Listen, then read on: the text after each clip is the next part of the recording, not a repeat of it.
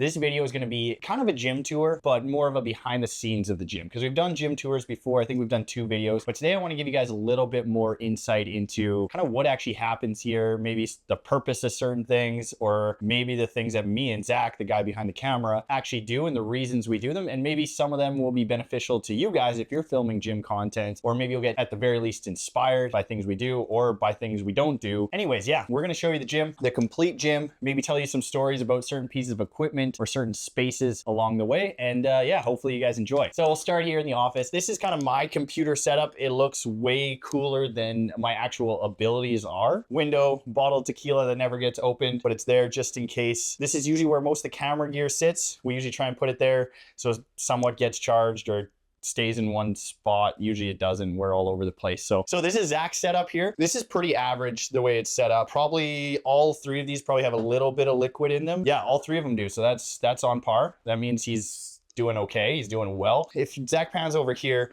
we also have the cuck chair just for a third party. If they want to watch, they can sit here, or it's my clothes hanger that if Zach wants to use it, has to remove my clothes every time. Yeah, that's the office. Pretty lame outside of that. We call it the lab. We might be changing it to the chamber, but that's, again, another topic. That's when the business expands. That's for another day. Okay, so this room has had many different lives. So this room at one point was an office space, and then at another point, we did a podcast out of here, me and a buddy of mine, and then now it's become the drum room, which at the start of the year was really hitting the drums. Now getting prepped for a bodybuilding competition in a few weeks. That's really tapered off. But yeah, that's this room. Okay, you guys, so now it's the fun stuff. It's the gym equipment. Up top, 2 air bikes. This air bike, when I originally started, I actually started out of my garage, and this is the very first air bike I bought and one of the very first pieces of equipment I bought. I originally had a rower. I didn't love the rower because people that I was training, they were typically sitting in an office during the day. So then them going to a rower in that kind of hunched seated position, I didn't love that. I wanted them to get a little bit more movement in. For the cost of this, for a piece of cardio equipment, I think this is one of the best pieces you could get.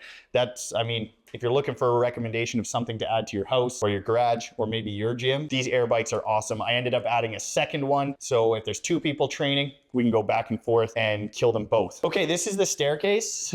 If you can actually see, the staircase goes up and it goes down. So it's kind of... So the entrance of the gym, this is it. At the front here, I added a fridge, threw a bunch of drinks in there for clients. It gets filled about 50% of the time. So about 50% of the time, there's stuff in here. Me and Zach usually grab an energy drink or 2 throughout the day, and then some protein bars and stuff. This gym is a private training gym. And one of my goals with this gym is to give a little bit of extra service to the clients. So when they come in here, as opposed to our regular gym, they feel like they're getting treated a little bit extra special, because I mean, you're paying for personal training in a private facility. So if I can go above and beyond and supply people with something that they're not getting somewhere else, that's my goal. That's what separates me from other people. It's worked really well for me. So my recommendation to you guys, if you're in the personal training industry or you're looking to get into it, whenever you're dealing with a client, training is pretty basic, but you can make people feel a certain way. And that matters a ton. Remember, it's not only your knowledge, but it's also how you treat people. If you guys hear me repeat like the same phrase 10 times, usually it's Zach that has to hear when he's editing. Usually I find a word and then I repeat it a bunch of times. It's like a tic or autism or something. Yeah, just let me know in the comments what it is, and then we'll go from there. We got some weight plates. So these weight plates, little story behind them. I actually got these off of an athletic trainer who used to train people for baseball, who ended up going to like a college or a university, selling off his equipment. I ended up buying them from him,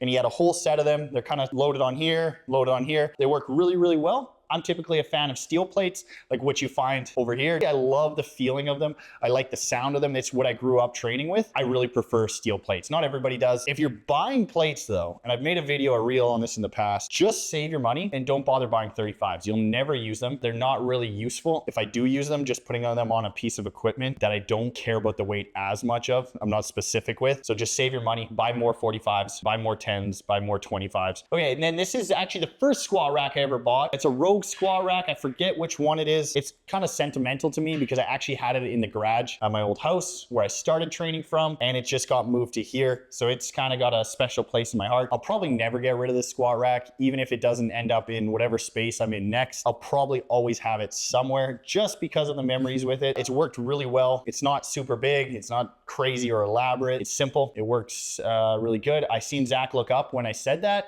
and I think he was going to make a joke about me not being super big, or elaborate. Okay, you guys, we're gonna continue with talking about equipment. I've been yapping a ton. Towards the end of the video, I'm gonna talk about kind of more of the behind the scenes stuff. So if you guys wanna jump to that or you're waiting for that, it is coming up. I'm just gonna finish talking about the equipment quickly and then we'll get to that side of things. The next couple things I'll just quickly mention here is, again, when you're building out a gym or you're a personal trainer, something that helps a lot is having pieces of equipment you don't see everywhere, but makes clients' lives easier. So something like this transformer bar, which does cost a decent amount of money, but it makes the squat feel a lot more comfortable for a lot of people. This thing's been awesome. You can adjust the arms, make the squat feel better for a lot of clients who aren't necessarily power lifters, but still want stronger, better legs. Something like that is awesome. Actually, when I started the gym, one of my old clients who works construction actually built me this deadlift platform, and it's been awesome. It'll be another piece that'll probably last forever and gets used all the time. And then just your typical barbells and dowels and stuff for mobility. And every gym, every good gym has chalk, because you need chalk. You got to hold on to the bar. So works really well. These things, I actually don't remember where I got them, but these are kind of neat and maybe you guys want to purchase them. They're actually clean the bar. So after it's full of chalk, just take it, you can brush it off. I don't know where they're from, but I bought them, and if you can find that logo, then buy them. Lat pull down, this is actually the second one I bought. The first one I bought was a plate loaded. This one is like a typical weight stack. Really nice.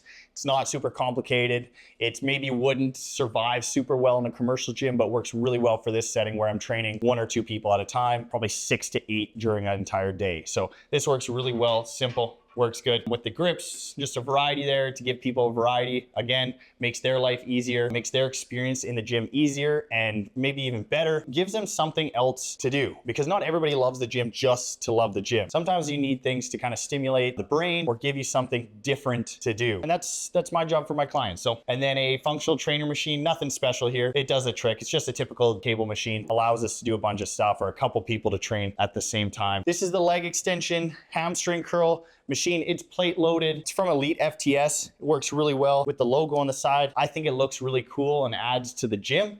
Yes, if you have the money to buy and you have the space to buy like a selectorized leg extension hamstring curl machine, those do work really well. They're really easy to change the weight. But for me, again, I'm not seeing a ton of people in a day, so this does the trick for me. And you can also actually move this up and do stuff like seal rows pulling to here. So it gives me a variety for the space it takes up. Then just a basic dumbbell rack with rubber hex dumbbells. They are dumbbells, you lift them, it's nothing special. Sometimes Zach lifts them, sometimes I lift them, sometimes clients lift them. If you're feeling really good, maybe you wanna come lift them. I should mention too, again, a little bit of behind the scenes stuff. The mirrors here, cool, having mirrors is great, but I think it goes a long way. If you're building a gym, whether it's your home gym or you're working with clients, that kind of stuff, or you're building a public gym, I threw some backlighting in here. And I think it just adds to the space. It feels like the person went the extra mile to make this space feel cool or make the space feel special. And even if it's your own space, it's more likely you're gonna work out in a space that feels good to you than if you're in the dungeon of your basement and it's messy and it's dirty and it's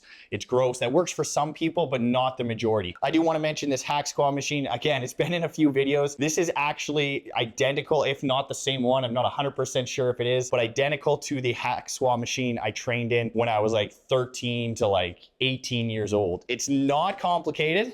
It's very simple and it works extremely well. It was originally white, pulled it apart, changed the bearings in it, powder coated it black, and it's been awesome. I have clients use it, they never complain, they enjoy it. It's not huge, it's not massive, and it's not super special, but it's special to me and it does the trick really, really well. This thing's special to me. Again, I'll probably keep that for a very long time just because it's got a special place in my heart. We'll move over to the calf raise machine, which just got added as well. Again, just got powder coated black because it was originally white. I've always wanted a seated calf raise. It takes up a lot of space, but this one was an Atlantis one and it was a good price, so I bought it. And you can see, I mentioned the 35s earlier, they kind of get left on this machine because it's a calf raise and it's not one of the most important machines, so the least important plates kind of get left over here. Okay, Zach, do you want to get into a little bit of behind the scenes stuff? Okay, you guys, so a little bit more of the behind the scenes stuff, the stuff that isn't necessarily gym equipment or necessarily exactly gym related. This facility originally started with the goal of being a personal training facility. Our area had personal training, but a lot of it was focused on group training or it was in public gyms. I kind of seen that there was an opportunity for a private facility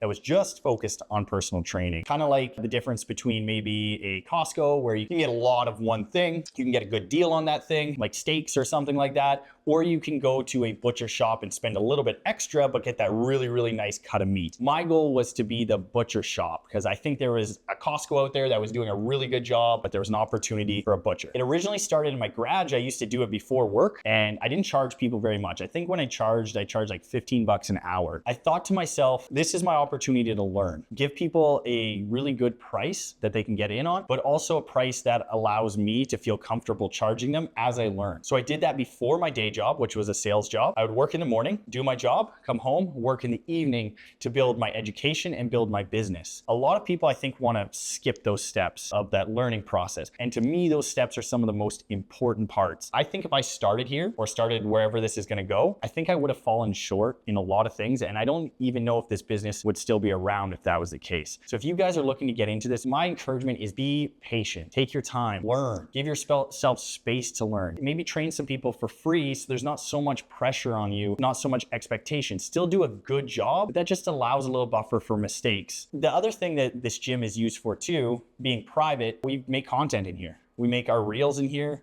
We make some YouTube videos in here. Sometimes it's just a space to have discussions or meetings and it's private. Originally, the ceilings up top here, they were like a gray color and they would always kind of mess with the color grading of it would make Zach's life really difficult. And then the lighting up top here was very different from the lighting over at the taller ceiling over there. There was even no lights kind of in the middle. So Zach was constantly trying to do his best to make the videos look good despite the lighting being so inconsistent. And then we added these LED hexagon lights, which again, I think enhance the space, make it look cool, make it look a little bit different. If we can do that in here, not only does it help the clients, but it also helps me and Zach make better content for you guys or better looking content. Zach's done, I give the guy lots of credit because he's worked with me on so many things. If you guys scroll back into our old videos, you'll see, the progression of it all. He does push me to get out of here because you can create a space like this and then get stuck in it, which I find myself doing, especially if I didn't have Zach to kind of suggest sometimes to get out of here. You do get that. So back to like growing your business. If you guys scroll back, Zach originally came to me and filmed videos with an iPhone. That's where he started. He came to me and said, hey, can I make some videos for you?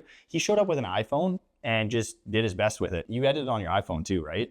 And I thought, who is this homeschooled, excuse my language, no, I'm kidding. He came in here and he did it. And way better than any videos I could make. He didn't really ask much from me in terms of, even my time. He just kind of made it as convenient as possible for me and then did the best he could do. And then we progressed to like filming more.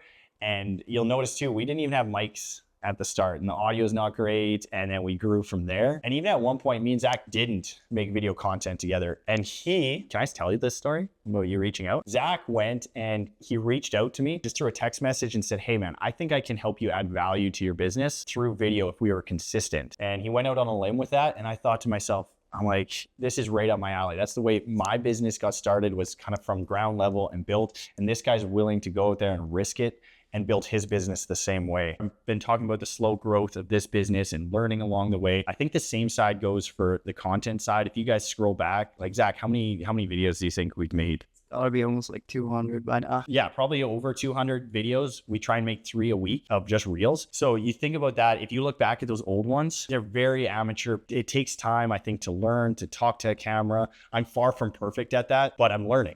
And if I would have started here with the stuff now where I was, it still would have sucked. It would have just been a waste of money and a waste of time. Take it slow, be patient, build it over time. Don't put so much dang pressure on yourself, especially if you're in your early 20s. You're not supposed to know everything. No matter what kid you see on Instagram driving a Lambo, who gives a shit? Take your time, build it. You're not where they're at. You don't need to be where they're at. You got time. Be honest, build who you are. You're going to get more comfortable. I'm still getting more comfortable, but I'm far from where I started. And I think Zach can probably say the same that way. Yeah, anyways, I think we pretty much summed up most things. If you guys want to know more off of this, whether it's business side or content side, Zach's here. So if it's questions for Zach, that type of thing, you want a little bit of balance or you want some more insight from him, or it's the personal training side or the gym or just the training side, comment below. And if you're interested in training services, whether it's online training or you want to work with me in person, you guys can click whatever links I have either here or on my social media. Zach, what's your social media? Matt Black Media. Matt Black Media. So I'll drop that in the description below so you guys can check out his work. Maybe some of you guys are looking for video work and want to check out what he's doing. Appreciate you guys watching this video. Hopefully you got some insight from it. Hopefully you got some new knowledge or a different perspective at the very least. And if you want to see more of this stuff, again, like the video, comment below, subscribe if you're not already, and we'll catch you guys in the next one. This is a little bit of behind the scenes motivation from Zach. So he's going to give you guys his best motivational speech in 3, 2, 1, go. It's not about the people. It's about the things you buy. It's not about the things you buy. It's about the people you serve. Serve people, not things. And serve, just in general, serve. And serve people. What do you think about these stairs? This is a really intelligent conversation we're having right now. Yeah. Yeah. Yeah. Do you want to be trained by me? Then come on down to frickin' Show United. And I'm going to show you a few things. Maybe you won't work out, but we're going to learn together. We might learn how babies are made.